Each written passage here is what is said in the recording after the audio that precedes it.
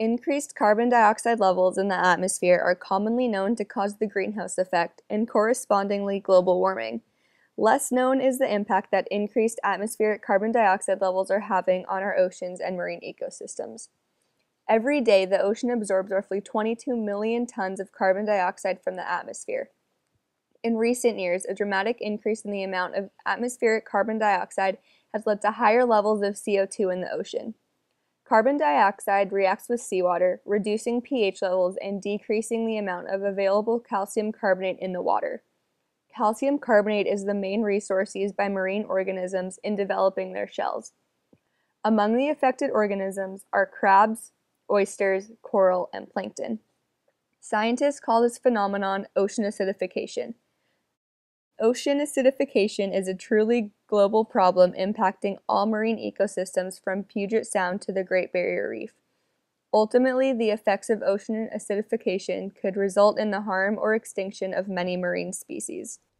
In the last 15 years alone, ocean acidification has risen by 6% in the Pacific Ocean from Hawaii to Alaska.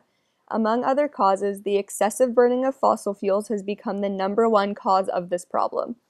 Carbon dioxide emissions caused by humans is exponentially increasing, and the more CO2 in the atmosphere, the faster the ocean absorbs it. Scientists estimate that roughly 1/3 of the total carbon dioxide released into the atmosphere by humans has been absorbed by the ocean. With recent research, we can now see that this effect is having severe impacts on all marine ecosystems. The direct effects of ocean acidification are an increase in the acidity of the ocean and a decrease in available carbonate. Carbonate is used by many marine organisms to build their shells, including mussels, snails, corals, and sea urchins.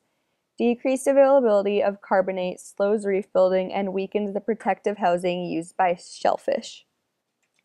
This problem not only affects what lives in the water, but who relies on this water as well. Due to their dependence on shellfish, fishermen have been highly affected from this.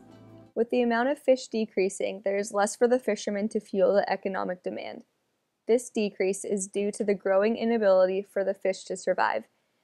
In some invertebrates and fish, the carbon dioxide and higher acidity levels in the water have led to higher carbonic acid levels in their bodily fluids.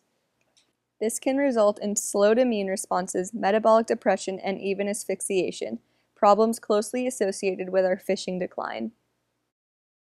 So what exactly can be done about this threatening global issue?